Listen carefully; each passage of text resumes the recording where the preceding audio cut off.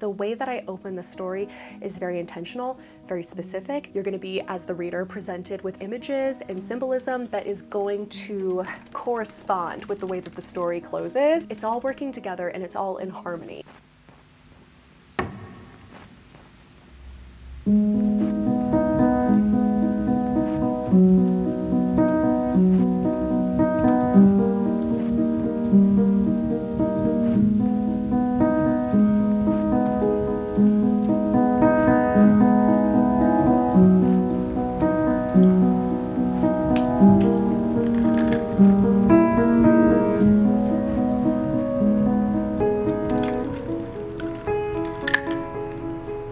Hey friends, welcome back to my channel. It has been a week. It's actually been a hell of a year so far. I have been overworking myself, period. That's just the name of my game. I think when you work a job that you really enjoy, you're constantly writing that line between working too much because you genuinely love it, but also burning yourself out. I am long overdue for a day where I'm recovering from burnout, where I'm replenishing my creative well, but also where I'm allowed to approach my own writing from a different angle. If you're new here, I'm Anna. I'm a full-time book editor and indie author. I currently have one book published, and I'm working on final drafting its sequel, which I actually have right here. Hang on. Here she is. She's beautiful.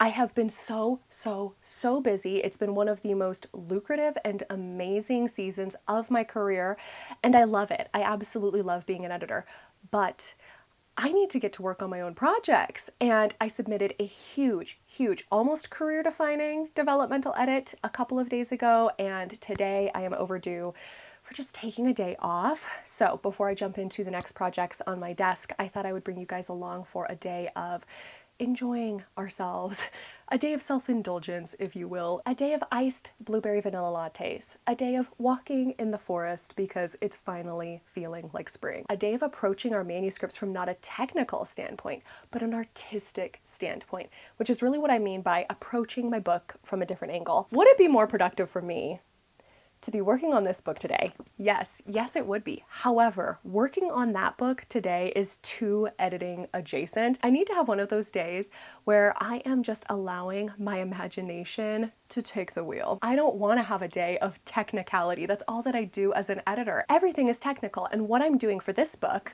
I should just start referring to it as A Dark Sky Opens. That is the title of this book.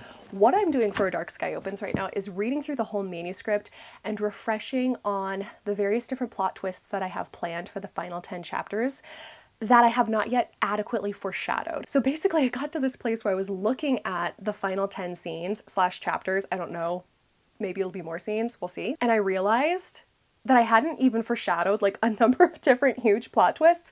And one is so big, so earth-shattering, so game-changing that it really needs even more foreshadowing than a typical plot twist or reveal. So I told myself I need to read through the entire book, take notes on that, refresh on how I have foreshadowed, if I have foreshadowed, these various different plot twists, and then I can update the scenes accordingly and actually start drafting them. But like I said, too editing adjacent. I want to turn off my editing brain. I want to just allow myself to have fun with a brand new book that I don't fully understand yet, which is why today I decided I'm going to allow myself to work on the first installment in a fantasy series that I have had percolating in the back of my mind since 2013. This is very much a second world fantasy. There's almost nothing about this fantasy world that is akin to real life. And I don't know how I feel about that because I tend to get a little carried away. I'm definitely a victim of world builder's disease, where I start to go from one rabbit hole to another rabbit hole to another. And before I know it, I realize if I keep researching to this level, I'm never going to write the book. And if I want to write the book with the level of research that I feel comfortable with, I'm going to have to go pursue multiple PhDs. Like, it's just not possible. And I eventually just had to kind of tell myself that I needed to like draw a line somewhere and stop over world building and introduce a few frameworks that do harken back to real life and bring that into the story so that the reader is not completely overwhelmed by something that is impossible to relate with. And I think that that's kind of important with world building, is you don't want to go too far because what's the point? The readers are there for the characters at the end of the day, and having a super in-depth world built for your characters is always great, but it should be secondary to the character, which is like another thing that I think a lot of people make the mistake of doing, which is planning the world before you plan your protagonist. And I definitely did that with this particular series, and I don't recommend. I always advise my clients to build a protagonist before they build a world. Can you build a world and then reverse engineer a protagonist that fits into that world? Yes, but it's not going to be as easy as doing it the other way around. It's more important, again, to focus on the character, because that's what the readers are here for. They want to see the character's journey. They are investing in that particular character and that particular character's experience. They don't care so much about the world. I also think it's a really fun technique to make the story world mirror the protagonist in like a visual, symbolic kind of a way. I can't for some reason right now think of a single example of this, but I see it all the time, and it's something that I definitely try to apply to all of my own works because I am strictly a speculative fiction author. I really, unfortunately, have no interest in either reading or writing nonfiction or contemporary anything, just because I want the escapism. That's always been the biggest draw for me as far as writing is concerned, is I want to get as far away from reality as I possibly can.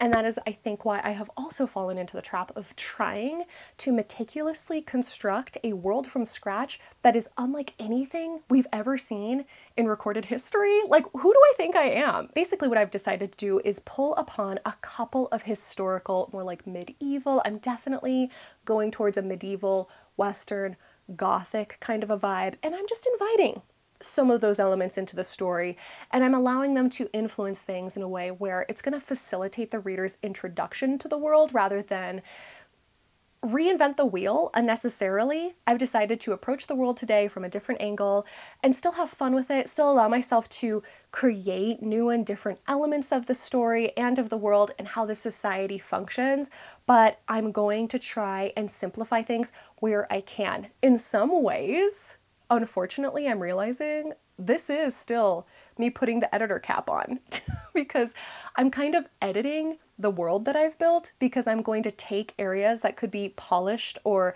streamlined or refined, and I'm going to make them better. I am editing the world that I've already built. But it's okay. It's fine. I have spent so many years just kind of developing this entire system, if you will, all of the different continents and religions and the trade systems and the commerce and the languages and the belief systems. Back in college, I took so many credits that were completely irrelevant to my 2 degrees. That's a whole separate story. I got a degree in psychology, and I literally, on accident, got a 2nd degree in English. And it was because English was supposed to be something I was minoring in, and I was majoring in psych. But I loved English so much, I just started taking tons of English classes. And then my advisor one day was like, "Are you doing this on purpose?" And I was like, "No." And she was like, "Well, you are already double majoring, but you could literally get 2 separate degrees if you just take a couple of," I think I needed language classes. I had to take 2 Spanish classes to have a separate degree in English. Anyway, I took a ton of different classes that were completely irrelevant to what I was trying to pursue degrees in. That was largely because my father was the head football coach at the university at the time, so I had a 75% discount on tuition, and I used it. I took a ton of philosophy classes, history classes, religion classes, and in one of my religious studies classes, this professor claimed that if they were to be told about a specific region, the commerce of the region, how that region survived in terms of trade and what they produced, if they were farmers, if they were fishermen, if they were lumberers or whatever, you know what I mean? Lumberers. Lumberjacks? Basically what I'm trying to say is that this professor claimed that if they heard about a certain region and they learned about the geography of that region, the trade of that region, and the population of that region, they would be able to guess at what kind of a religion they had based on those attributes, because the religion always was an extension of those attributes. And it's kind of hard to like re-articulate that in a way that makes sense when you weren't exposed to the entire lecture. But I found it to be incredibly fascinating. Anyway, that just really stuck with me as something that I decided to put in my pocket for later for all of my world building endeavors, because it makes sense. And now as I approach different geographic regions, different cultures, I have a little better idea as to how to structure their belief systems as well, because they do mirror each other. And that kind of takes me back to my original point. You want a world that mirrors the internal conflict and the journey of the protagonist in symbolic and metaphorical ways. Hang on, I'm talking way too much.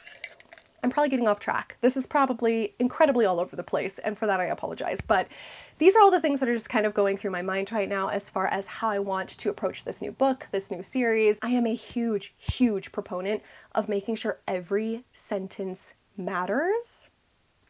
If you're a client of mine, you know this well about me. I don't want to have a conversation between characters that doesn't mean anything. I don't want my attention as the reader to be drawn to something that doesn't hold significance later down the line. Everything that you're bringing the reader's attention to should be strategic and intentional. And that's the level of specificity that I'm trying to focus on today, is just getting myself to a place where I'm no longer looking at the forest and I'm actually looking at the trees, because I've spent years developing that forest. I have a good understanding of what that looks like. Now I'm looking at polishing the rough edges and refining certain systems that could be refined, definitely simplifying certain attributes of the story as a whole, but also start looking at what I'm going to be offering the reader in terms of slowly but surely integrating them into this world. As a speculative fiction author, my biggest enemy is info dumping, and it is for the vast majority of us. It's very hard to decide how much information you want to be giving the reader and at what time. And usually the way that I counsel my clients is to give the reader information that they absolutely need in order to progress through the plot, and keeping them on a need-to-know basis only. And I know that physically pains us because we have planned everything. We have built this beautiful world. We want to share it with the reader, but they don't care. That's like the unfortunate reality. They do not care. They don't give a shit.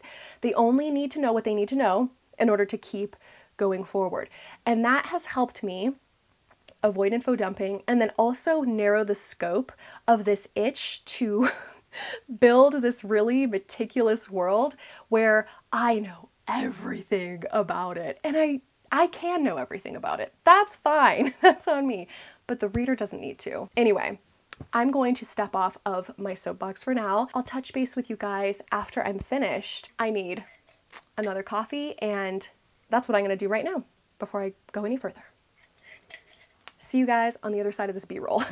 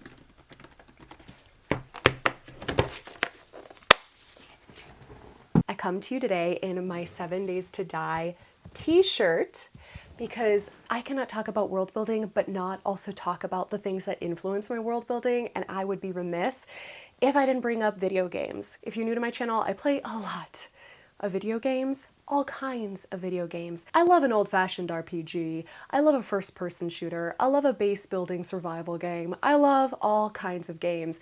And no matter what game I'm playing, it is not contemporary. Very much like me and my reading preferences and my writing preferences, when it comes to video games, I want to escape reality as much as I possibly can. So I am typically diving into a completely different world, be it ESO or Destiny 2, 7 Days to Die, Valheim. I even play a World War II milsim. These have all inadvertently contributed to the way that I perceive building a world, and I would say that they've been a very positive influence in that regard. I was recently playing Monster Hunter Wilds, which has become another new favorite of mine, and it even was feeding into different elements of the fantasy story that I'm world building right now, where I was like, that is exactly like what I was thinking, but it's a different play on it.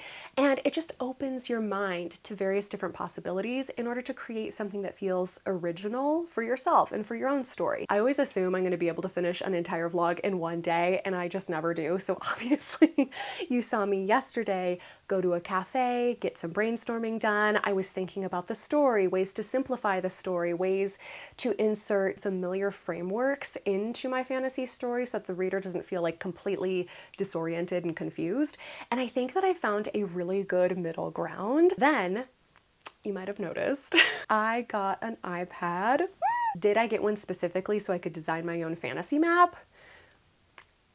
Maybe, but not completely, not completely. There are definitely other advantages to that. This is kind of a side tangent, but in this day and age where everything is AI generated, for some reason, that has galvanized me to put forward more original human-made art. I am vehemently against anything that is AI generated. I do not use AI to brainstorm my stories. I don't use it to help me write my stories. I do not use it at all. I refuse. I am adamantly against it. And I think in a weird way, I was like, you know what? I'm gonna push back. I'm gonna start creating all of my own artwork. And I like that. I think that if I saw more authors design their own fantasy maps, it's sort of, I don't know, I love it. I love the idea of somebody putting forth this bundle of art that is all them, that is all self-created. I have obviously never sketched a fantasy map before in my life, so to do so digitally on Procreate was definitely a learning curve and a new experience for me.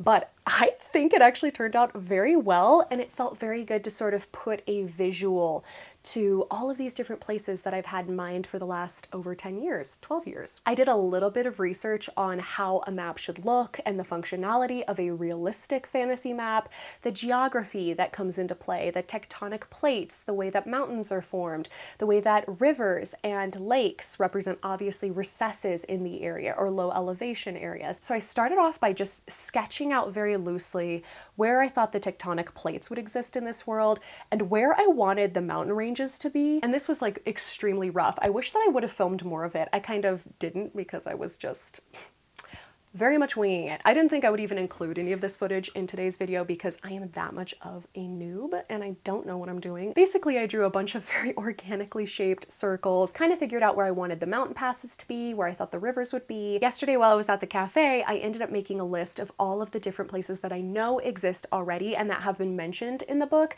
and that served as kind of a starting point. I thought about all of the different houses that govern those areas, the way that they're governed, the various different climates and terrains that are associated with those houses, because you know me, I've gone into each house, family crest, those sorts of things. That is fun for me. That is like one of the most fun parts of world building, is just looking at the people and how they have decided to govern this land. I was then able to put together a map that I think works for now, and I'm going to continue to flesh it out. It's going to have to be in a future video where I show you the finished product with mountain passes and trees and various different forests and all of the names and everything. That'll come later down the line, but today I'm very happy with what I have accomplished. So let's circle back to what I was talking about yesterday when I was discussing having the story world mirror the internal journey of your protagonist, because I put a little more thought to it, and I think that I can maybe better articulate it today now that I've slept on it a little bit. I'm going to go ahead and use my own fantasy story for example. Now there is a lot that goes into the story world, but a big part of it discusses themes of colonialism. If you don't know, which you probably don't because I doubt I've even mentioned this, I'm half Native American. I'll probably include a picture of my father for proof because no one ever believes me. But there are themes of that in this story that I think replicate some of my own personal experiences without getting too deep. The protagonist is very much like me, where she has one foot in one culture, one foot in the other, and she doesn't really feel like she belongs in either. And I wanted to have her story world really represent this journey of self-discovery for her. So basically the book begins with the protagonist living in the capital of the civilization that conquered and colonized one half of her lineage. And so it's sort of like this almost cognitive dissonance in her existing there. She has shut out this side of her lineage to the extent that she's just really leaning into the colonizer's perspective. It's complicated. I don't want to go too far because I don't want to misspeak and I don't want it to seem like I haven't thought this out when I very much have. The point is that she is symbolically in a place that represents where she is mentally right now, which is she has blocked this side of herself off and she's leaning in to this other half of herself to the degree where she's almost betraying this other side of her. A big part of her journey is going to be delving into what it looks like for her to forge her own identity that is separate from these two very different belief systems and cultures, and something that represents her and her own belief systems and her found family, because she doesn't have any family. And so to symbolize that, she's going to be going into places that may feel lonely, that may feel isolated. She's going to be going into experiences where she doesn't have any help or any support systems because she's going to be forced to rely on herself and generate her own authentic and genuine perspective of who she is and what she stands for and what her own culture is to an extent. I'm feeling good about everything that I've done so far. Obviously, this is just the tip of the iceberg. I could talk about world building forever. I could talk about it forever. There's so much to it, and I think that it's something that is very special to me. It's something that I really love. And I will say the last couple of days have just gone very well. They've gone very well in the way of specifying and sort of narrowing this scope. The next step will be narrowing the scope even more than I already have and just really giving the attention that each different population, culture, belief system deserve. When you're plotting a new book, I do think it's really important to consider the symbolism and the imagery that are going to accompany the story. For example, the opening image and the final image of the story or the series. I like to have those contrast. The way that I open the story is very intentional, very specific. You're going to be, as the reader, presented with various different images and symbolism that is going to correspond with the way that the story closes. It's all working together and it's all in harmony. Yesterday I said I'd go spend some time out in the woods and I never did. I think I might do that later today. We'll see. I don't know if I'm going to have enough time to include that in this vlog because I don't want them to be too long. I don't want my videos to like hit an hour, but if I can include little snippets, then I probably will. Spending some time outdoors is definitely, like I've said a million times on this channel, my way to just get the creative juices flowing. Ever since I moved away from the desert, I have been so pining for my creek and the sycamore trees that I used to go hang out by all the time. That was such a special place. That was such a special place, and I love it and I miss it, and I'm gonna have to go visit it sometime soon. It was just a fail-safe in the way of creativity and refilling my creative well, but I do love the forest. Everybody is kind of like a different person. We've got city people, we've got ocean people, we've got mountain people. I am a forest person, so going and hanging out in the forest I think is gonna be very good for me today, and I'm gonna just continue to allow these ideas to kind of sit in the back of my mind. When it comes to writing, do not dismiss the subconscious mind.